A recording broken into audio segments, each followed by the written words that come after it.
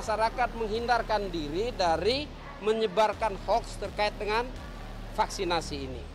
Ya, terlalu banyak hoax dan itu tidak bermanfaat. Mari kita jaga bersama-sama ruang digital kita yang sehat, ruang digital kita yang bersih. Kita gunakan itu secara cerdas dan secara cermat.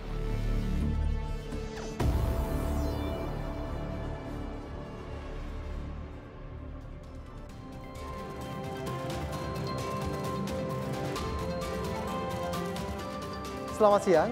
Di tengah gencar usaha pemerintah untuk mempercepat vaksinasi di tanah air, penyebaran hoax terkait vaksinasi, pandemi hingga penanganan COVID-19, faktanya masih banyak orang yang langsung percaya dan bahkan ikutan membagikan berbagai hal yang sebenarnya salah atau bahkan tidak jelas sumbernya. Berita hoax menjadi salah satu ancaman di tengah upaya penanganan pandemi COVID-19 di Indonesia. Dan sebagai masyarakat yang bijak, maka penting bagi kita semua untuk menyaring dan juga memastikan kebenaran berita dan juga informasi tersebut sebelum kita menyebarkannya. Dan untuk mengatasi penyebaran hoax terkait vaksinasi COVID-19, pemerintah sebenarnya sudah melakukan berbagai usaha, termasuk edukasi yang terus-menerus kepada masyarakat. Melawan hoax dan misinformasi vaksinasi COVID-19 menuju kesehatan pulih ekonomi bangkit, dan berikut informasi terkait hoax yang sudah kami rangkum sebelumnya.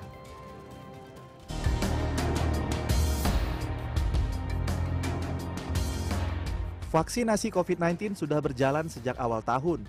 Namun hoax dan misinformasi terkait vaksin terus bermunculan dan menimbulkan keraguan hingga ketidakpercayaan pada sebagian masyarakat akan efektivitas vaksin.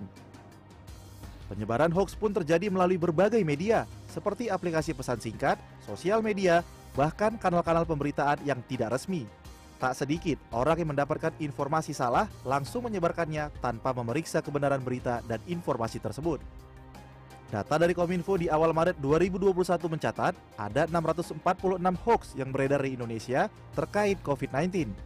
Melalui laman resminya, Kominfo menyebutkan hoax terbanyak beredar di Facebook sebanyak 536 informasi. Sementara itu, terkait vaksin COVID-19, tercatat ada 117 informasi yang salah beredar di masyarakat. Buntut dari berita bohong di media sosial ini membuat masyarakat yang ragu bisa menjadi tidak mau melakukan vaksinasi. Padahal, vaksinasi sangat penting untuk melindungi masyarakat dari penularan COVID-19. Oleh karenanya, penyampaian informasi yang akurat dan tepat menjadi faktor pendukung percepatan vaksinasi COVID-19 di Indonesia. Selain itu, masyarakat juga harus lebih pandai dalam membaca informasi di sosial media. Jangan terkecoh dengan judul dan pastikan membaca informasi di laman-laman berita yang resmi dan bertanggung jawab. Ya, selamat siang. Kembali kita memang saat ini sedang menyaksikan diskusi secara langsung yang digelar oleh KPC PEN, dan hari ini kita akan mendiskusikan terkait dengan bagaimana kita menangkal hoax terkait dengan vaksinasi dan sebagainya. Dan karena itu kalau kita melihat bahwa data dari Kominfo sebenarnya memang di awal Maret tahun 2021 sudah ada sekitar 646 hoax yang beredar di Indonesia terkait dengan COVID-19 yang beredar di berbagai platform media sosial. Sementara itu terkait dengan hoax vaksin COVID-19 sendiri, tercatat ada sekitar 117 informasi salah yang sudah beredar di masyarakat. Adapun sejumlah hoax yang beredar mulai dari penularan COVID-19, kemudian obat COVID-19, serta hoax adanya chip yang ada di dalam vaksin COVID-19. Dan sebenarnya kalau kita berbicara pada umumnya ini masyarakat yang membaca hoax ini kembali akhirnya menyebarkan itu baik di aplikasi pesan singkat dan atau juga di melalui platform media sosial lainnya. Kita harus yakin bahwa sebenarnya semua pihak ini bisa sebenarnya melawan hoax dan juga misinformasi dari vaksinasi COVID-19 agar kesehatan bangsa cepat pulih kembali dan juga ekonomi kembali bangkit. Dan untuk membahas atau untuk mengulas lebih jauh bagaimana mengenali dan juga menghadapi atau bahkan menyetop informasi-informasi hoax seputar vaksinasi COVID-19, saat ini saya sudah hadir bersama saya. Di sebelah saya ini ada Mbak Rizky Ika Syafitri selaku Communication for Development Specialist UNICEF. Selamat siang Mbak Kiki. Halo, selamat siang Mas Alfian, apa kabar? Alhamdulillah baik. Terima kasih sudah hadir bersama saya di kesempatan siang hari ini Mbak Kiki. Senang sekali diundang. Oke, baik. Dan selanjutnya juga sudah hadir melalui secara online narasumber saya yang kedua yaitu Dr. Gigi Widiawati. Beliau adalah Kepala Biro Komunikasi dan juga Pelayanan Masyarakat dari Kementerian Kesehatan Republik Indonesia. Selamat siang Ibu Widiawati. Selamat siang Mas Alfian, selamat siang Mbak Kiki. Sehat semuanya ya? Kabarnya sehat ya Bu? Sehat-sehat, Alhamdulillah. Ini pasti lagi sibuk-sibuk ya di Bu Wit ya? Biasa Mas, nikmati. Baik, terima kasih Bu ya masih bisa meluangkan waktu untuk bergabung bersama kita untuk berdiskusi pada kesempatan siang hari ini. Baik, mungkin langsung saja kita memulai diskusi kita pada kesempatan hari ini. Pertanyaan pertama dulu atau kita mau ada VT dulu? Kita ada VT dulu, kita lihat dulu data-data nanti terkait dengan hoax yang ada sudah beredar di masyarakat dan sebagainya. Kita akan melihat seperti apa fakta di masyarakat. Tayangannya berikut ini kami tampilkan. Kementerian Komunikasi dan Informatika Kominfo menemukan lebih dari 1.500 isu hoaks yang bertebaran di berbagai media sosial terkait pandemi COVID-19. Dari 1.513 isu hoaks terkait COVID-19 yang ditemukan Kominfo, ada 2.987 total sebaran yang diajukan untuk di-take down. Dari 2.987 total sebaran, sebanyak 2.600 sudah di-take down. Facebook menjadi media sosial terbanyak yang menayangkan hoaks terkait COVID-19 dengan 2.411 total sebaran dan sebanyak 2.097 berhasil di-take down. Sementara 314 lainnya masih ditindaklanjuti. Setelah Facebook, ada Twitter dengan 503 titik sebaran dan sudah di-take down sebanyak 438. Sementara 65 lainnya tengah ditindaklanjuti. Di Instagram, ada 24 titik sebaran, 20 diantaranya telah di-take down dan 4 masih ditindaklanjuti. Sementara di YouTube, ada 49 titik sebaran, 45 telah di-take down dan 4 lainnya masih ditindaklanjuti. Terkait penanganan persebaran konten hoaks vaksin COVID-19, hingga 6 April pukul 6 waktu Indonesia Barat, ada 154 temuan. Di Facebook, terdapat 903 sebaran dan semuanya telah di-take down. Di Instagram, ada 9 sebaran, di Twitter, 52 sebaran, YouTube, 41 sebaran, TikTok, 15 sebaran, dan seluruhnya sebanyak 1.020 sebaran telah di-take down Kominfo.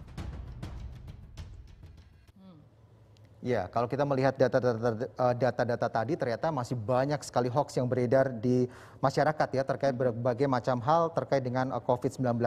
Saya langsung saja bertanya kepada Mbak Kiki. Mbak Kiki, sebelum kita membahas terkait dengan penyebaran hoax dan sebagainya nih ya, Mbak Kiki kan dari UNICEF. Sejauh ini bagaimana sebenarnya bisa dijelaskan nggak untuk memberikan gambaran kepada kita semuanya? Kerjasama yang sudah dilakukan oleh UNICEF dan juga pemerintah terkait dengan vaksinasi COVID-19 ini Mbak Kiki. Baik, terima kasih Mas Alfian. Jadi ini tentang vaksinasi COVID-19 ya. Jadi sebenarnya UNICEF sebagai lembaga Perserikatan Bangsa-Bangsa dengan mandat utama untuk pemenuhan hak anak. Hak anak itu banyak ya, mulai dari pendidikan, kesehatan, imunisasi salah satu hak dasar buat anak agar bisa hidup sehat begitu ya. Di masa pandemi ini UNICEF banyak melakukan kajian. Dan salah satu kajian itu menunjukkan bahwa meskipun anak, kalau dilihat dari statistik jumlah kasus positifnya tidak sebanyak orang dewasa, kemudian juga fatality-nya tidak seperti orang dewasa, ternyata anak banyak mengalami dampak lain di luar kesehatan. Kehilangan haknya atas pendidikan, sekarang ini pembelajaran online ya, tapi masih ada 10 juta anak yang tidak punya akses terhadap internet.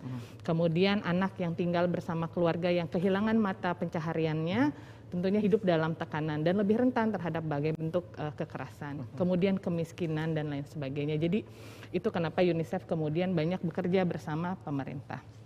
Nah khusus untuk COVID-19, UNICEF sebenarnya untuk program imunisasi itu banyak sekali melakukan kerjasama dengan Kementerian Kesehatan sejak lama. Karena Indonesia sendiri, ini ada Bu Wit di sini ya, pemerintah Indonesia, Kementerian Kesehatan khususnya sudah melakukan program imunisasi itu sejak lama. Program imunisasi rutin ya. Kalau saat ini semua orang bicara vaksinasi COVID gitu, sebenarnya banyak jenis vaksinasi yang lain yang sudah tersedia di Indonesia, umumnya untuk anak-anak. Jadi kita memastikan membantu pemerintah dalam proses perencanaan, penganggaran, terus meningkatkan kualitas cold chain-nya, rantai pasok dinginnya, agar vaksinnya selalu berkualitas ya dan aman saat didistribusi. Kemudian kita juga banyak melakukan upaya-upaya demand creation untuk memastikan minat masyarakat terhadap imunisasi tetap terjaga. Nah kalau untuk vaksinasi COVID-19 sendiri secara khusus UNICEF menjadi bagian dari yang disebut COVAX Facility. Mungkin sudah dengar juga ya teman-teman Alfian dan pemirsa. bahwa ini adalah bentuk solidaritas global untuk penanganan pandemi, di mana tujuan utamanya memastikan semua negara, regardless status pembangunan ekonominya, punya hak yang sama untuk mendapatkan vaksin yang aman dan efektif. Begitu ya. UNICEF menjadi bagian dari COVAX Facility, termasuk untuk procure dan supply vaksinnya, termasuk alat-alat suntiknya sampai ke negara penerima, begitu ya. Jadi itu yang dilakukan UNICEF saat ini, termasuk juga bekerja sama dengan berbagai pihak tadi untuk memastikan demand atau penerimaan masyarakat terhadap vaksinasi COVID-19 cukup tinggi. Karena kita punya 181 juta lebih warga yang harus divaksinasi gitu. Jadi kita melakukan survei juga untuk melihat trennya. Kadang minatnya tinggi, kemudian turun. Nah, salah satu penyebabnya turunnya itu biasanya hoax juga gitu ya. Jadi itu yang kami lakukan bersama-sama dengan pemerintah. Oke. Jadi banyak hal sebenarnya sudah dilakukan oleh UNICEF sejauh ini ya, yang awalnya vaksin ke imunisasi kepada anak-anak sampai saat ini memastikan bahwa rantai vaksinasi COVID-19 ini bisa sampai kepada masyarakat dengan baik dan sesuai dengan yang diharapkan begitu. Baik, terima kasih Mbak Kiki. Saya langsung ke Bu Wit dulu. Bu Wit, kalau tadi Mbak Kiki sudah menjelaskan bahwa sebenarnya ketika akhirnya UNICEF sudah melakukan berbagai macam hal, termasuk juga tadi melakukan survei terhadap penerimaan atau acceptance dari masyarakat terkait dengan imunisasi atau vaksin COVID-19. Lalu pertanyaannya adalah sekarang bahwa kan ini terkait dengan persepsi ini, tadi hoax juga beredar dan sebagainya. Lalu bagaimana Bu, Kementerian Kesehatan ini ketika akhirnya mendapatkan isu ada hoax yang beredar dan sebagainya. Langkah-langkah apa saja yang dilakukan oleh Kementerian Kesehatan sejauh ini Bu? Ya, terima kasih Mas Alfian, Mbak Kiki. Jadi kalau dari Kementerian Kesehatan memang kita tahu kalau banyaknya hoax itu kan antara lain mungkin disebabkan karena juga rendahnya tingkat literasi masyarakat Indonesia kan. Terus udah gitu jempolnya ringan banget, dia lebih cepat ngetik daripada berpikir, dan ya ada efek-efek polarisasi yang lain. Dan kalau saat ini Kementerian Kesehatan sudah melakukan usaha-usaha antara lain edukasi, kemudian penguatan literasi terkait dengan isu kesehatan, yang itu adalah langkah utama yang terus-menerus memang kita lakukan untuk melawan persebaran berita disinformasi dan atau hoax ini. Kita tahu bahwa dan kita sadar bahwa isu terkait dengan kesehatan itu memang merupakan isu yang spesifik ya. Dan buat menjawabnya atau untuk mengklarifikasinya memang butuh keahlian khusus untuk mengidentifikasi apakah sebuah informasi itu beredar itu benar atau dia hoax. Nah, kami memang selalu menghimbau kepada masyarakat untuk kalau misalnya mereka mau menyebarkan sebuah berita gitu, jadi disaring dulu sebelum disebar atau disaring dulu sebelum sharing. Kita biasanya suka bilang 3S, saring sebelum sharing. Jadi setelah disaring itu kita tahu bahwa informasi itu sebenarnya nyata, benar atau hoax. Maka langkah yang kami lakukan kalau itu memang hoax, di stop. Bagikan hal tersebut, stop hal tersebut, kemudian adukan kepada bisa lewat kami atau juga kita kerjasama dengan Kominfo. Dan saat ini memang kita selalu informasikan kepada masyarakat bahwa informasi yang valid dan terupdate tentang pandemi COVID-19 atau vaksinasi atau program-program vaksinasi yang ada ini, kami menghimbau masyarakat itu untuk selalu melihat kanal-kanal resmi kami di Kementerian Kesehatan. Ada laman websitenya itu sehatnegriku.kemkes.go.id. Kami selalu merilis berita terupdate. Kemudian kami juga punya Facebook di Kemenkes, ada Twitter, ada Instagram, dan ada YouTube. Jadi kami himbau tolong lihat sumber saja yang betul. Alhamdulillah Kementerian Kesehatan akan selalu memberikan berita yang terupdate dan pasti bisa dipercaya oleh masyarakat. Itu Mas Alfian. Oke, jadi intinya adalah bagaimana kita bisa memastikan bahwa sebenarnya sumber informasi yang kita dapatkan ini berasal dari badan atau memang kementerian atau tempat usaha yang memang benar-benar valid gitu ya Bu informasinya ya Bu? Betul Mas, jadi supaya nggak sembarangan baca gitu loh. Jadi kalau misalnya mereka baca, kemudian mereka ragu gitu kan, monggo silakan buka kanal-kanal yang ada di Kementerian Kesehatan. Maka kanal itulah yang akan memberikan info, alhamdulillah info terbaik untuk masyarakat. Lalu sejauh ini bagaimana sih Bu untuk menyatukan bahwa seperti informasi ini kan kadang-kadang kita informasi ini kan bisa datang dari mana saja ya Bu. Masing-masing beberapa pihak ini selalu mengeluarkan informasi. Bagaimana untuk menyatukan informasi-informasi dari berbagai pihak ini agar menjadi satu kesatuan informasi memang benar-benar bisa dipercaya valid sehingga semakin kita bisa menutup hoax ini yang beredar apalagi terkait dengan COVID-19 ini Bu. Jadi informasi-informasi yang Mas banyak hoax yang belakangan ini nih banyak banget yang tentang KIPI ya, gitu ya. Jadi mungkin lihat beberapa orang banyak hoax yang karena habis suntik COVID, kemudian dia kena apa gitu, nanti dihubungkan dengan COVID. Nah, hoax itu akan kita terima, kemudian kita olah, kita kerjasama dengan unit-unit terkait yang ada di Kementerian Kesehatan, di dalam Kementerian Kesehatan, dan kita olah bersama, apakah kita telusur, apakah ini betul atau tidak. Nah, kalau kan tadi saya bilang bahwa kesehatan itu perlu ahli untuk klarifikasi, ya kan? Jadi nggak dijawab gitu aja. Kita butuh telusur dulu, kita butuh data, kita butuh betul-betul valid berita itu. Kalau memang sudah betul, maka berita itu akan kita supaya enak media juga nyebarnya enak. Biasanya kita melakukan preskon, gitu ya. Preskon, kita undang media, kita luruskan berita-berita yang tidak betul atau hoax. Nah, nanti dari situ media akan terus menulis dan kami akan juga menulis berita dan kami juga akan membuat semacam infografis atau apa saja di kanal-kanal kami memberitahukan bahwa ini tidak betul, ini hoax atau ini memang benar-benar ada tapi tidak terkait dengan misalnya suntikan COVID gitu. Gitu Mas. Oke, baik Bu Wit. Saya kembali lagi ke Mbak Kiki. Mbak Kiki tadi kan sempat juga UNICEF melakukan survei ya, acceptance terhadap pemerintah. Terkait dengan hoax-nya itu sendiri. Biasanya hoax apa sih yang UNICEF sudah dapatkan gitu? Apa yang bisa mengerucut dari survei tersebut terkait dengan hoax, apalagi terkait dengan COVID-19 ini? Ya, terima kasih Mas. Jadi survei yang dilakukan itu di bulan September sebenarnya bersama dengan Kementerian Kesehatan juga. Ada ITAGI, ada WHO dan UNICEF di sana. Ini tentang penerimaan terhadap vaksinasi COVID. Itu di September ya, tahun lalu. Itu 65% masyarakat bilang bersedia divaksin. Sekitar 27% ragu-ragu, swing voter gitu, belum memutuskan. Ini yang harus dieduket sebenarnya. Harus diedukasi. Sebagian kecil yang menolak. Kalau ditanya kenapa menolak, selalu alasannya itu keamanan dan efektivitas vaksin. Ini ada satu lagi tentang isu yang terkait dengan status halal haramnya sebuah vaksin. Jadi nggak jauh-jauh dari itu sebenarnya. Dan kalau imunisasi in general, memang kalau kita lihat hoax-nya itu kurang lebih topiknya sama ya. Jadi diulang-ulang aja. Jadi misalnya tentang KIPI yang tadi disebut sama Bu Wit ya, kejadian ikutan pasca imunisasi. Tahun 2017-2018 Kementerian Kesehatan melakukan kampanye besar imunisasi campak rubella buat anak. Targetnya 70 juta anak, besar juga. Itu salah satu kenapa di fase 2 cakupannya tidak mencapai 95% adalah karena hoax yang beredar.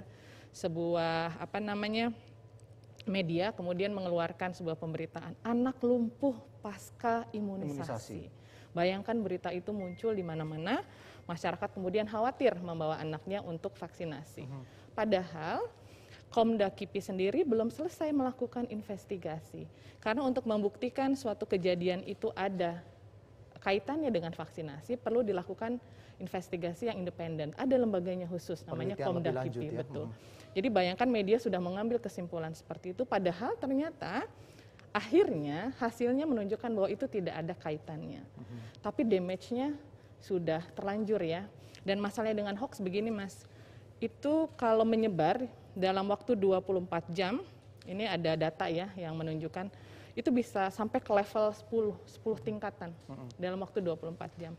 Tapi kalau klarifikasinya dalam waktu yang sama nggak akan bisa mencapai level itu. Jadi ini beratnya. Jadi hoax ini sebenarnya udah nggak bisa lagi ditangani business as usual. Ini bukan main-main. Ini risikonya, ini dampaknya nyawa. Orang kehilangan haknya atas imunisasi, atas pelindungan diri. Kita bisa mengalami wabah, kita bisa tidak mencapai herd immunity karena hoax. Makanya penanganannya juga harus komprehensif ya kalau hoax ini dari hulu ke hilir gitu. Di hulunya tuh edukasi masyarakat. Tadi Bu Wit juga udah cerita, masyarakat harus dibekali dengan kemampuan digital ya. Literasi digital. Di literasi digital, bahwa tidak semua yang ada di internet itu benar, gitu ya. Biasakan menggunakan sumber-sumber yang dipercaya. Proses ini panjang, Mas. Yang namanya edukasi masyarakat, kita populasinya 270 juta ya. Perlu waktu panjang. Terus tapi kemudian kita harus sediakan juga masyarakat dengan tools, perangkat yang bisa mereka pakai secara praktis untuk menangkal hoax. Nah, apa aja misalnya? Di website tadi Bu Widya sudah sebut ada websitenya Kemenkes.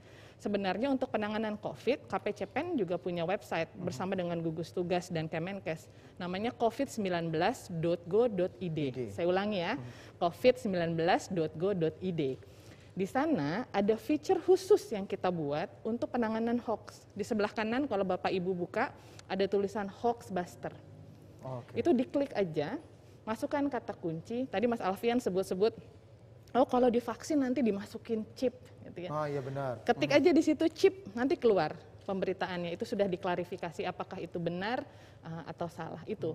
Kemudian ada chatbotnya juga, ada apa namanya banyak cara ya buat kita untuk kasih masyarakat juga bekal gimana menanganinya. Bersama platform juga kita udah pernah diskusi panjang. Platform seperti Facebook kita kasih masukan juga tentang sebenarnya apa sih yang mereka bisa lakukan. Tapi kuncinya benar-benar di kolaborasi, Mas. Karena ini nggak bisa ditangani sendiri. Perlu dari government, perlu dari civil society-nya, perlu penegakan hukum. Yang di akhir itu ya tadi bagian penegakan hukum. Sebenarnya sudah banyak ya kalau hasil diskusi dengan teman-teman dari Kapolri, dari Polri, yang ditindak begitu ya. Tapi memang challenge-nya adalah salah satu mengumpulkan bukti bahwa itu sudah masuk ranah pelanggaran hukum misalnya. Jadi penanganannya betul-betul harus komprehensif dari hulu ke hilir. Jadi paling inti adalah sebenarnya kita sebagai warga masyarakat ya, bagaimana kita bisa memahami literasi digital sehingga kita bisa secara langsung membedakan apakah ini hoax, apakah ini memang berita benar, gitu ya Mbak Kiki ya. Betul. Oke, Bu Wit, kalau kita berbicara tentang hoax COVID-19 dan juga vaksinasi ini, sebenarnya mungkin dari Kementerian Kesehatan bisa memberikan gambaran nggak Bu, seperti apa? Apakah memang hoax dan juga terkait dengan COVID-19 dan vaksinasi ini sudah dalam taraf yang cukup membahayakan gitu nggak sih Bu Wit? Iya Mas Alfian, tadi Mbak Kiki katakan bahwa hoax itu amat-amat sangat sulit ya Mbak ya. Jadi memang perlu kolaborasi kerja bareng. Kerja bareng aja kalau mau ditanya banyakan mana, banyakan tadi Mbak Kiki bilang banyakan ngeluarin hoaxnya atau ngeluarin klarifikasinya, banyakan ngeluarin hoaxnya tadi kan 10 banding berapa. Baik, jadi kalau tadi Mbak Kiki katakan bahwa lama-lama itu kalau hoaxnya nggak bisa ditangani ya memang akan menjadi bahaya, tetapi kan kita jangan sampai ke level itu. Makanya kolaborasi tadi ada UNICEF, ada ITAGI, ada Kominfo, ada Satgas, ada kami yang Kementerian Kesehatan, itu sangat penting buat menangkal itu semua. Nah, memang yang paling banyak sementara ini isu yang ditemukan di Indonesia memang isu tentang hoax kesehatan ya, karena memang informasi dan berita terkait kesehatan itu boleh dikatakan ini menyangkut hajat hidup orang banyak. Jadi kalau berita hoaxnya terkait dengan isu kesehatan ini kadang-kadang dan bukan kadang-kadang sih kita suka lihat bikin gaduh. Tadi Mbak Kiki bilang gara-gara hoax orang nggak mau disuntik. Terus kemudian jadi cakupannya dia akan menjadi turun. Terus kita mulai lagi edukasi lagi, kan kalau edukasi itu kan nggak bisa kayak membalikan telapak tangan gitu aja, karena edukasi kan memang perubahan perilaku, bagaimana orang itu akan percaya sebuah informasi yang benar dan kalau dia percaya maka dia akan melakukan itu, jadi akan langgar. Nah ini sejumlah hoax yang beredar di awal pandemi ini memang kita tahu bahwa masyarakat ini gampang banget nyebarinya, bisa lewat WhatsApp, bisa lewat apa saja. Jadi memang kalau kami selalu bilang kepada netizen, kepada masyarakat, bijaklah dalam menerima suatu informasi. Sekali lagi 3S itu perlu, saring sebelum sebar atau saring sebelum sharing.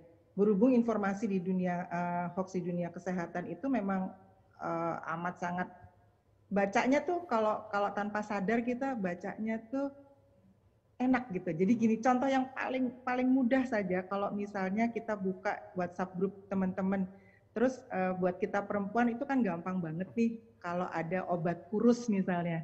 ya kan? Nggak pakai mikir nih, aduh turun berapa kilo dalam berapa hari, padahal itu nggak mungkin terjadi. Kita kan harus atur makan, harus olahraga, harus apa, dibeli juga tuh obat, gitu kan. Nah, yang seperti itu yang membutuhkan kepakaran untuk menjawab. Maka diskusikan dulu informasi yang diterima itu kepada ahli yang di bidang kesehatan.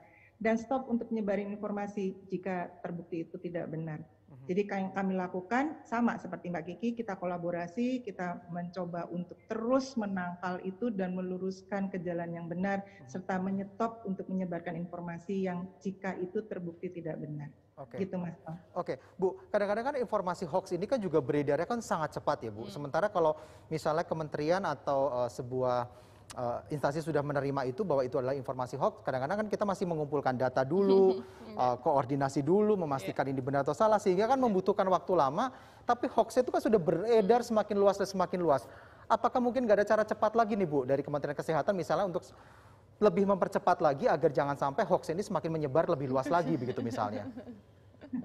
Mbak Kiki ketawa tuh. Tapi emang bingung. Cepat banget ya Mbak Kiki ya. Iya, Coba Bu. kita baru baca yang satu nih, kita baru baca yang satu. Udah timbul lagi 5. Ya kan? Ya, memang betul Mas Al, kami ini baik UNICEF, baik ITAGI, baik Kominfo, baik Satgas yang tergabung di dalam kolaborasi hoax ini, kepinginnya sih satu kita jawab langsung, itu kepingin banget. Tapi nggak mungkin kan, sekali lagi saya katakan tadi bahwa jarinya orang itu ringan banget, lebih cepat nyebarin ketimbang berpikir. Nah, tapi tetap aja selama ini kita akan berusaha semaksimal mungkin untuk menangani itu semua. Nah, kalau di dalam misalnya kita lihat dalam 1-2 hari, ada beberapa hoax yang timbul, kita memang akhirnya mencari jalan cepatnya adalah melakukan press con, gitu ya, melakukan press con, kemudian mengundang narasumber terkait, kemudian menjelaskan kenapa kita mengundang press con, supaya media itu mendengarkan hal yang sama bersamaan, gitu loh, gitu, hal yang sama bersamaan. Jadi mereka juga membantu kita untuk meluruskan. Di samping itu kita terus tetap mencari data-data, tadi klarifikasi, investigasi seperti dikatakan oleh Mbak Kiki. Itu jalan terus. Nanti kalau ada penemuan dan kalau ada memang jawabannya lurus, kita akan beritakan lagi jawaban itu. Tapi ya emang kejar-kejarannya cepetan hoaxnya ya Mbak Kiki ya. Iya. Oke, kalau Mbak Kiki sendiri gimana Mbak terkait dengan hal itu? Jadi begini Mas, sebenarnya hoax terkait vaksinasi atau bahkan vaksinasi COVID-19 ya secara khusus, ini bukan hanya khas di Indonesia, ini global.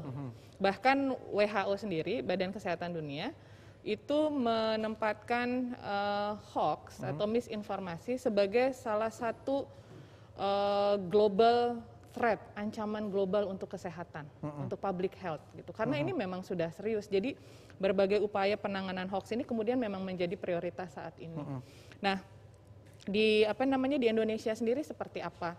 Ini teman-teman di bawah KPCPEN, Kemenkes, Satgas sampai bikin satu task force sendiri Mas untuk menangani hoax. Jadi ada tim yang mengidentifikasi hoax. Kalau ada hoax langsung dilaporin di tim itu. Kita cari kementerian yang memang punya otoritas untuk melakukan klarifikasi, kita perbaiki datanya, kemudian semua terlibat untuk menyebarkan klarifikasinya. Ya. Jadi supaya cepat. Tapi masalahnya setiap hari itu ada setidaknya 5 hoax baru yang muncul ya.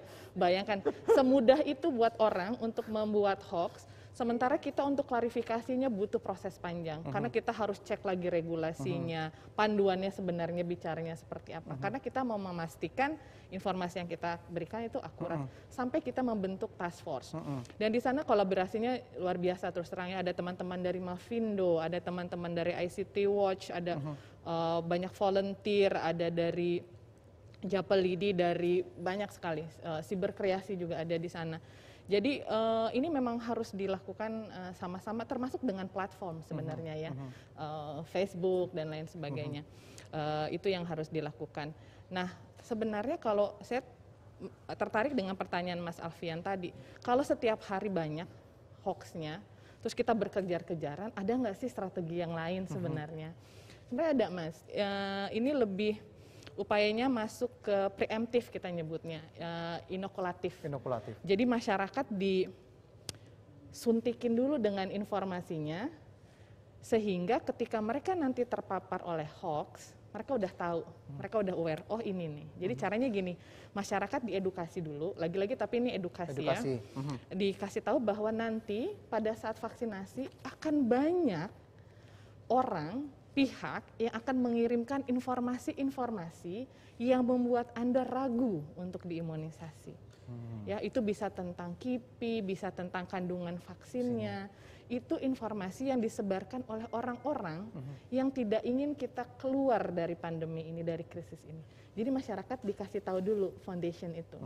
Sehingga nanti by the time mereka membaca hoaxnya, mereka ingat, oh ya mungkin ini yang dimaksud dengan berita-berita yang dimaksud itu. Jadi mereka diberi dulu pemahaman dasar bahwa akan banyak berita bohong atau misinformasi tentang ini. Itu satu cara ya. Tapi itu perlu upaya edukasi, dan yang paling penting juga kasih toolsnya Mas, yang tadi saya bilang. Jadi masyarakat harus dikasih tahu nih kemana mereka bisa mengakses informasi yang benar.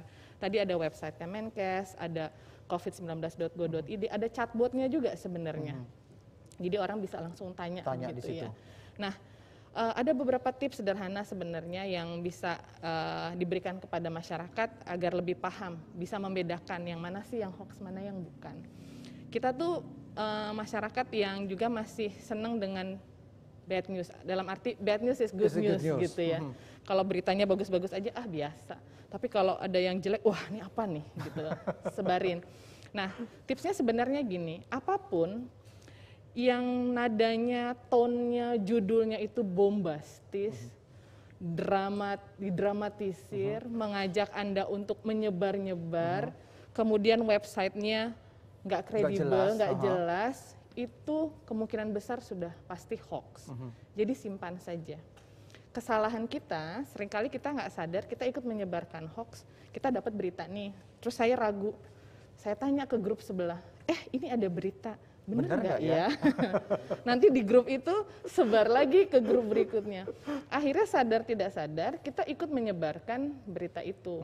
Jadi yang tadi Bu Widya bilang 3S ya Bu, saring sebelum sharing, sharing sebelum sebar. Jadi kalau ragu sudah keep it for yourself, simpan aja atau hapus langsung, gitu. Karena itu pasti hoax gitu ya. Apalagi kalau Anda tidak bisa menemukan rujukannya di sumber-sumber informasi yang terpercaya. Jadi melatih masyarakat melakukan itu menjadi penting karena kita juga berlomba sebenarnya dengan banyaknya hoax yang ada. Jadi betul-betul Mas harus komprehensif dan harus kolaborasi semua pihak. Semua pihak gitu ya. Oke. Nah, Bu Wid, kalau tadi Mbak Kiki kan sempat ngomong bahwa dasarnya itu adalah memberikan edukasi kepada masyarakat ya, memberikan pemahaman dasar terlebih dahulu.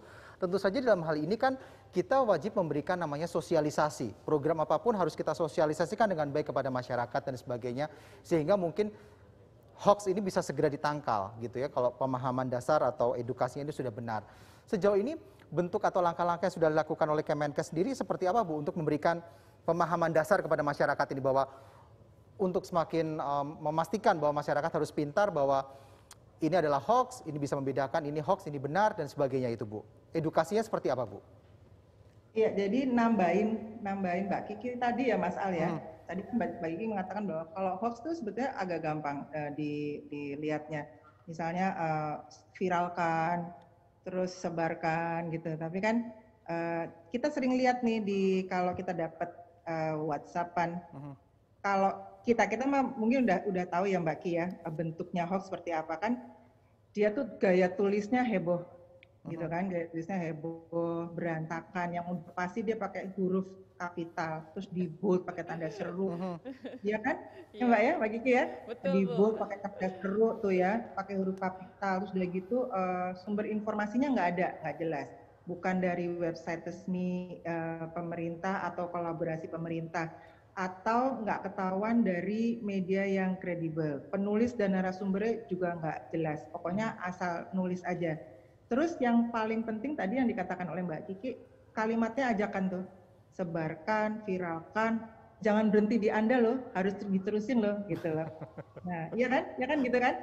Terus informasi hanya muncul di satu media aja, tidak di media lain. Nah, kalau selama ini Kemenkes memang kalau kami dari tempat dari Biro Komunikasi memang memberikan informasi-informasi melalui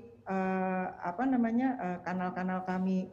Kami sebarkan beberapa edukasi melalui sosialisasi tulisan. Kalau hoax nih gini loh, ada gini-gini kita tulis, kemudian kita sebarkan melalui infografis, kemudian kita sebarkan juga melalui kanal kami yang lain, ada Twitter. Itu berulang kami sebarkan. Jadi kami membuat sebuah edukasi melalui tulisan untuk diangkat di kanal-kanal kami.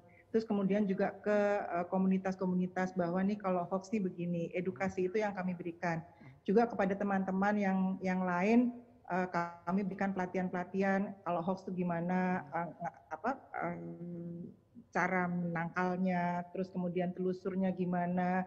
Itu yang kami lakukan, dan tentu kami akan juga menggandeng institusi atau lembaga yang lain. Nggak mudah buat ini loh, buat kadang-kadang juga sebetulnya kita sendiri nggak jelas ini hoax apa enggak, karena ada juga yang udah pinter nulisnya nggak kayak gitu, tapi memang masih banyak sih ya Mbak Kiki ya, ada yang nulisnya nggak gitu, tapi masih banyak kalau kita tahu bahwa oh ini hoax, karena setelah kita turunin ke bawah, oh nggak ada ini, nggak ada itu, nggak ada apa gitu aja, jadi nggak usah ditanya ini hoax, oh ini pasti hoax nih gitu. Nah yang suka salah adalah kalau dia tulis seperti tulisan kita, itu yang kadang-kadang kita harus telusur kembali, karena udah muncul nih beberapa ya Mbak Kiki ya, yang seperti itu udah muncul, sehingga kami ini langsung saya tanya ke UNICEF, saya tanya ke IKI, ke Kominfo, ke apa segala macam, yuk ini bener nggak sih, nanti disebar, nanti kita bahas bareng seperti kata Mbak Kiki bahwa kita punya task force, kita punya grup tentang hoax. Nah itulah ada satu masalah kita selesaikan di situ, baru abis itu kita sebarkan. Oke, Mas. Ya, kalau Kemenkes sendiri untuk menangkal hoax ini juga apakah kadang-kadang kan kalau kita lihat penyebaran informasi lewat media sosial kan informasi yang disampaikan melalui sebuah bentuk infografis itu kan kadang-kadang lebih menarik untuk dilihat ya, secara tampilan untuk kita dipahami dan sebagainya. Apakah dan juga mungkin menggandeng influencer gitu misalnya, menggandeng orang-orang yang dianggap dipercaya oleh orang untuk menyebarkan berita-berita baik begitu. Apakah Kemenkes dalam hal ini juga akan semakin lagi menggencarkan termasuk dengan menggait influencer, kemudian membuat bentukan-bentukan sosialisasi dalam bentuk infografis dan sebagainya, seperti itu Bu Wit? Sejauh ini kita sudah lakukan beberapa terkait dengan vaksinasi, kemudian imunisasi kita juga pakai. Kita pakai dokter Dirga itu yang untuk menjelaskan, itu juga penjelasannya dia cukup memberikan motivasi kepada masyarakat, oh vaksinasi itu ayo diikutin loh, bagus loh, nggak apa. Beberapa sudah kita pakai juga Mas Al. Kemudian juga kita tentu yang lain-lain saya akan kolaborasi juga misalnya dengan infografis, kita juga mungkin akan bikin dengan TikTok, kemudian pokoknya yang milenial coba kita ikutin, karena yang seperti itu yang mudah, yang lebih gampang ditangkap oleh masyarakat. Jadi mungkin agak lebih banyak, karena kalau model-model gitu kan nggak boleh sekaligus gede gitu nulisnya, tapi sedikit-sedikit, cuman itu nempel dan berulang gitu. Jadi ada satu isu misalnya kita akan lempar, ada satu edukasi kita akan lempar, itu berulang dengan berbagai model variasi. Kemudian bisa juga kita ambil orang yang lain juga untuk untuk mengisukan hal-hal positif tersebut. Jadi memang kalau menurut UNICEF sendiri infografis dan influencer tuh cukup efektif nggak Mbak untuk menangkal berita-berita hoax seperti itu? Iya, jadi begini Mas, lagi-lagi kita semuanya harus berdasarkan data ya. Kita melakukan survei juga di UNICEF lewat Nielsen Omnibus Survey. Jadi Nielsen tuh punya rutin survei per kuartal yang kita bisa nitipin pertanyaan. Kita tanya sebenarnya berapa banyak yang masyarakat merasa dirinya menerima hoax, ya. Ternyata masih sekitar 25% merasa dirinya tidak pernah menerima hoax. Bayangkan, itu artinya apa? Itu artinya ketika dia menerima hoax, dia bahkan nggak tahu bahwa itu adalah hoax. Jadi dia yakin sekali semua informasi yang dia terima itu adalah benar, apalagi yang bersumber dari internet. Jadi media sosial, internet di satu sisi memang menjadi pilihan masyarakat untuk mengakses informasi, tapi di sisi lain itu juga menjadi platform, kanal di mana banyak sekali misinformasi beredar gitu. Jadi lagi-lagi baliknya tadi ke edukasi dan memberikan tools kepada masyarakat untuk tahu kemana mencari informasi yang benar. Gitu ya, itu pertama. Tapi masalahnya begini Mas, tidak semua masyarakat Indonesia itu mengakses sosial media. Tidak semua itu aktif di Instagram atau di Facebook atau TikTok. Kalau bicara masyarakat terluar, tertinggal gitu ya, daerah timur Indonesia, banyak yang bahkan punya pertanyaan-pertanyaan dasar tentang apakah benar ada COVID misalnya. Jadi kita melakukan kunjungan juga ke daerah, kita punya WhatsApp grup juga perwakilan daerah untuk menjaring informasi seperti itu. Jadi ketika kita di sini sudah banyak sekali membuat berbagai materi edukasi, ternyata masih banyak masyarakat di luar sana yang bahkan tidak tahu bahwa informasi paling dasar tentang COVID-19. Nah ini perlu upaya yang lain gitu ya. Artinya semua kanal komunikasi itu harus dimanfaatkan. Untuk masyarakat perkotaan yang pakainya sosial media, ya kita lewat itu. Influencernya ya influencer yang memang diterima oleh masyarakat perkotaan dengan status sosial ekonomi tinggi misalnya. Untuk masyarakat yang lain beda lagi approach-nya gitu ya. Makanya yang namanya interpersonal communication, relawan yang langsung terjun ke lapangan itu juga penting untuk dibekali dengan ilmu seperti ini. Kemarin Bu Widya dari Kementerian Kesehatan bersama dengan pusat pelatihan Kemenkes kerjasama juga sama KPCPEN dan UNICEF melatih 92.000 vaksinator yang akan berhadapan langsung nih dengan masyarakat dengan kemampuan atau skill untuk komunikasi efektif, komunikasi interpersonal. Jadi meyakinkan masyarakat agar mau divaksin, agar tahu apa yang harus dilakukan ketika mengalami demam misalnya setelah vaksin, hal-hal seperti itu. Jadi yang interpersonal ini perlu dilakukan. Karena survei kita juga menunjukkan masyarakat yang tidak mengakses sosial media juga tahu tuh hoax-hoax yang beredar itu. Mereka juga ngomong tentang adanya chip, mereka juga ngomong tentang bahan-bahan yang ada di vaksin. Mereka dapatnya nggak dari sosial media, dia dapatnya dari orang lain yang mengakses sosial media gitu. Jadi penting untuk menyadari bahwa Indonesia ini luar biasa ya. 17.000 pulau. 17.000 pulau dari Sabang sampai Merauke dengan berbagai karakteristik, gitu ya? betul. Jadi strateginya memang harus betul-betul segmented, menyasar audiens yang tepat dengan caranya. Saya mau sampaikan satu hal Mas. Survei yang dilakukan Kemenkes juga menunjukkan bahwa majority, sebagian besar masyarakat itu ketika ditanya siapa sih yang dipercaya kalau bicara soal vaksinasi, jawabannya itu masih dokter. Atau nakes. Nah, itu kenapa tadi Bu Wid cerita kita banyak memunculkan expert-expert, dokter-dokter yang memang ahli untuk bicara ke masyarakat. Ada Dokter Dirga, Dokter Reisha, Dokter Nadia, Prof Sri dari Itagi, Prof Hingki. Jadi memang itu yang harus di depan gitu ya. Karena masyarakat ketika bicara isu COVID dan imunisasi yang paling didengar ternyata adalah masih tenaga kesehatan. Masih tenaga kesehatan. Ya. Oke, baik. Terima kasih Mbak Kiki dan Bu Wid. Jangan kemana-mana dulu.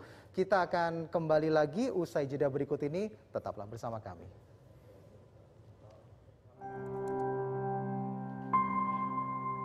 Selain virus yang mengancam, ada bahaya lain yang mengintai, yang memicu kebingungan.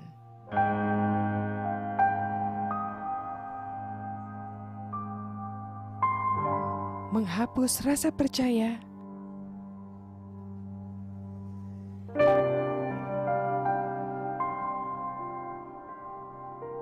membunuh optimisme.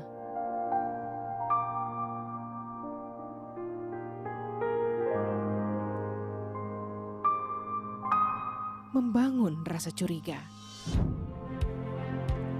Ribuan hoaks yang beredar menghambat penanggulangan pandemi. Saring-saring dahulu, sebar-sebar kemudian. Kalau dapat informasi, tahan dahulu. Cek faktanya, baru disebar. Stop hoax dari sekarang. Kesehatan pulih, ekonomi bangkit. Baik, terima kasih Anda masih bersama kami dan masih bersama saya ada Dr. Gigi Widiawati selaku Kepala Biro Komunikasi dan juga Pelayanan Masyarakat dari Kementerian Kesehatan Republik Indonesia dan juga Mbak Rizky Ika Syafitri selaku Communication for Development Specialist UNICEF. Bagi Anda atau bagi rekan-rekan media yang ingin mengajukan pertanyaan bisa langsung melalui aplikasi Slido, tentu saja dengan mengajukan nama, kemudian dari media mana, dan pertanyaannya ini ditujukan kepada siapa. Saya sudah punya beberapa pertanyaan, saya buka dulu aplikasi Slido-nya. Ini ada pertama dari Oyo. Oyo ini dari masyarakat, Mbak, dia tidak menyebutkan dari mana. Pertanyaannya adalah, apa sebenarnya peran generasi muda dalam menanggulangi hoax? Kan UNICEF bekerjasama dengan menangani juga masalah anak muda dan sebagainya kan. Jadi bagaimana caranya nih, Mbak? Baik, Oyo, terima kasih pertanyaannya. Salam kenal juga.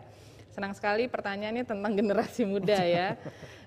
Jadi begini, sebenarnya kita semua dalam kapasitas kita sendiri-sendiri, baik generasi muda, masyarakat umum, gitu, punya kemampuan bisa berperan, bisa berkontribusi untuk menangani ini gitu ya. Kalau di UNICEF sendiri sebenarnya ada platform yang memang dibangun, diorganize gitu untuk bisa menyaring, menjadi saluran, memfasilitasi suara-suara anak muda gitu. Namanya YouReport.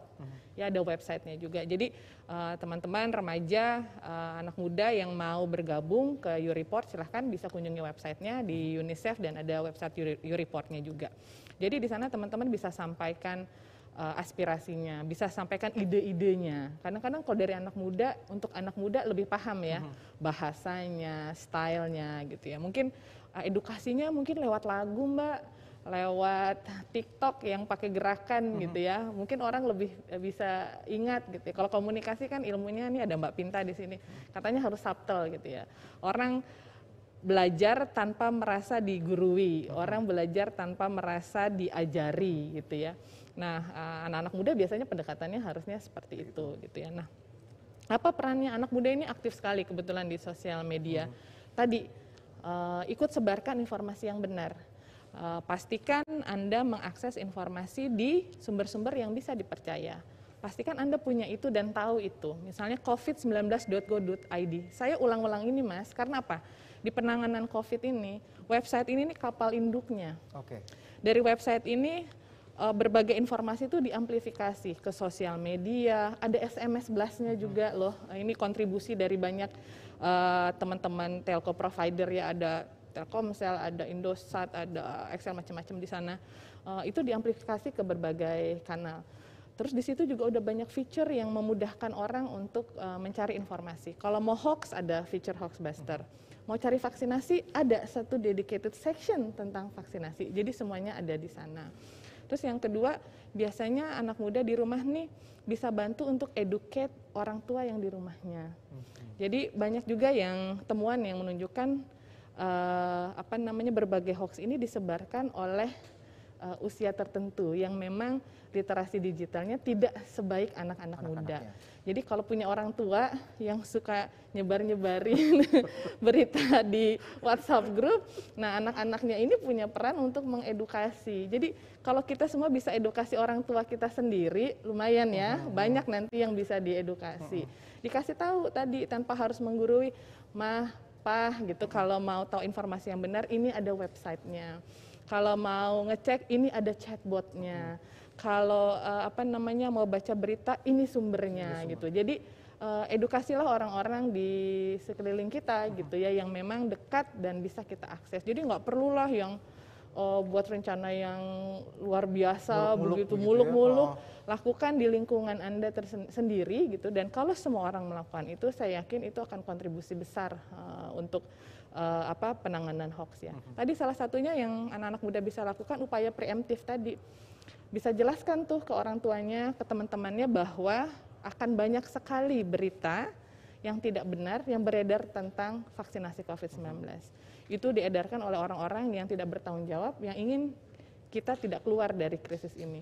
Jadi nanti kalau bapak ibunya, pamannya, tantenya dapat hoax, mereka sedikit banyak sudah aware ya gitu. Tapi anak mudanya juga harus membekali diri, harus tahu kemana mencari informasi gitu ya. Oke, kalau dari Bu Wit ada yang bisa ditambahkan bukan Bu dari segi dari pihak Kementerian Kesehatan terkait dengan bagaimana caranya peran generasi muda ini dalam menanggulangi hoax, Bu? Ya, Saya setuju banget sama Mbak Kiki karena memang itulah yang dilakukan. Kita lebih merangkul generasi muda ya. Karena kan saat ini yang bermain di medsos itu banyakannya generasi muda. Tadi seperti kata Mbak Kiki bahwa diberikan edukasi, diberikan berita-berita yang betul. Iya betul memang. Jadi kalau dari Kemenkes kita nih membuat berita-berita atau informasi-informasi yang memang arahnya ke kawula mudanya, supaya kan yang kawula muda yang lihat-lihat medsos, ya itu nanti diajarkan kepada orang tuanya. Mudah-mudahan kalau ada seperti itu sedikit demi sedikit dari satu rumah ke rumah lain akan terus bergulir sehingga hoaxnya bisa ditangkal.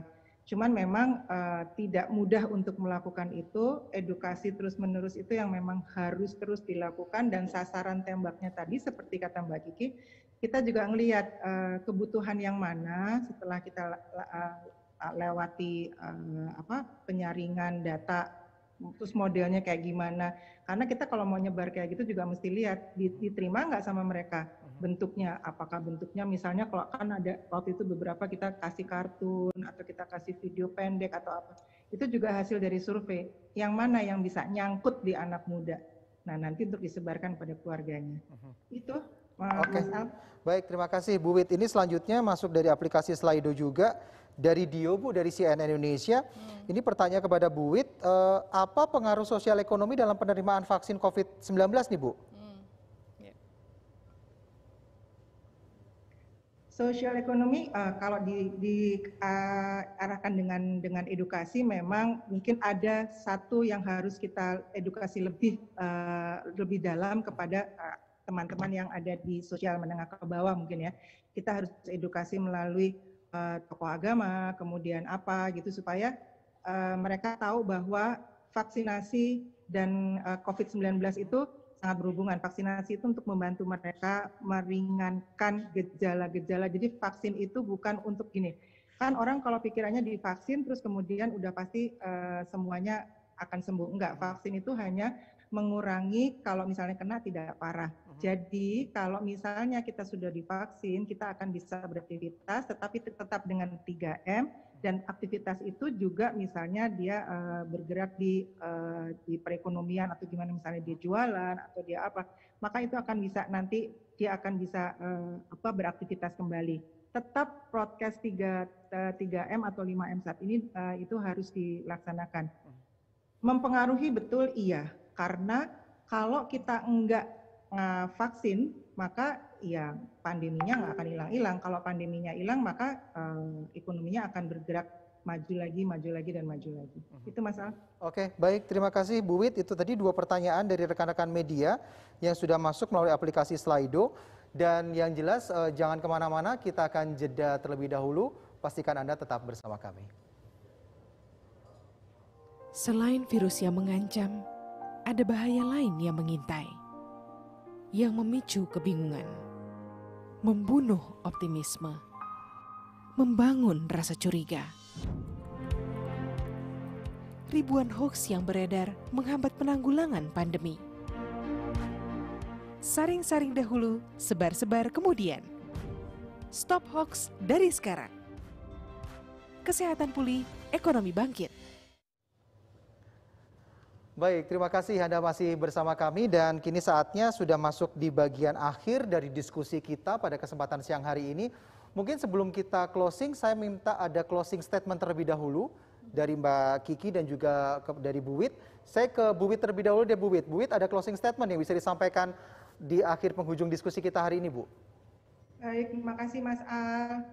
Jadi intinya adalah kami menghimbau kepada masyarakat untuk mengadukan informasi hoax itu, khususnya terkait dengan saat ini kita ke pandemi COVID-19 dan program vaksinasi nasional itu, bisa ke kami di hotline 119 extension 9 atau di 1500567, atau bisa juga ke Kementerian Kominfo atau kemana saja. Nanti biasanya itu kan kita satu kolaborasi, mudah-mudahan kita bisa menangani. Jadi sekali lagi tolong kembali baca, saring sebelum sharing, itu penting banget.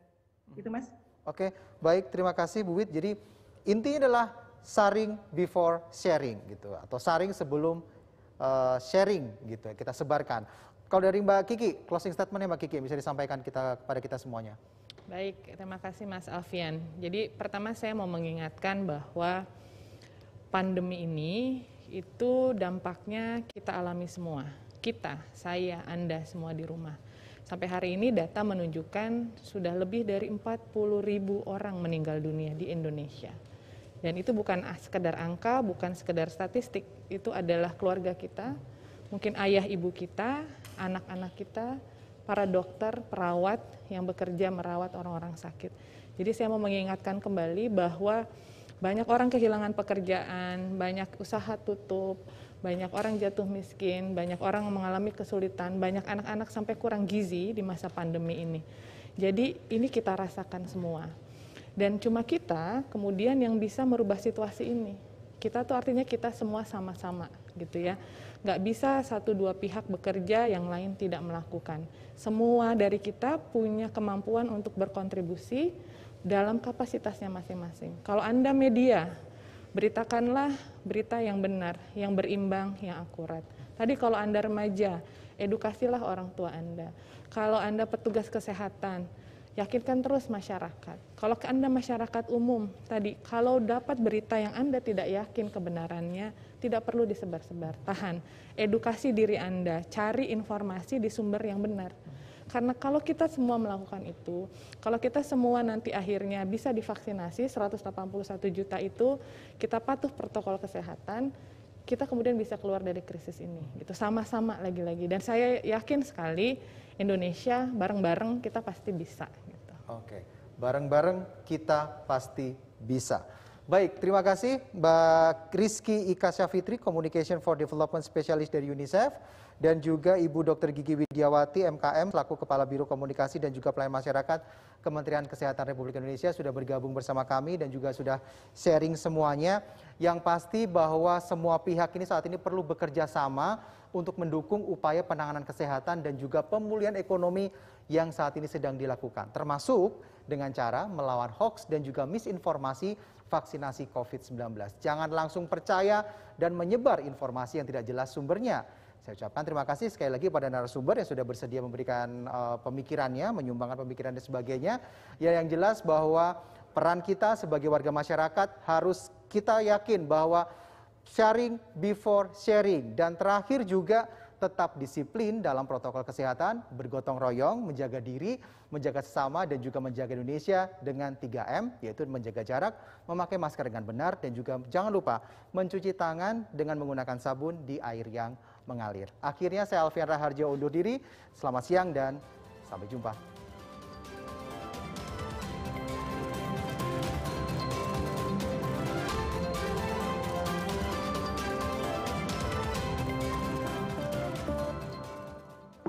Tak perlu kau resah, jangan kau susah, karena ini semua melangkah bersama, saling menjaga, taklukkan problema. Oh, kita pasti bisa, bangkitlah kesehatan ekonomi Indonesia. Bersabar bersyukur di sini, vaksin akan tiba untuk lindungi kita. Kita sehat, semua hebat, bahagia. Dipersembahkan oleh Komite Penanganan COVID-19 dan Pemulihan Ekonomi Nasional dan Kominfo.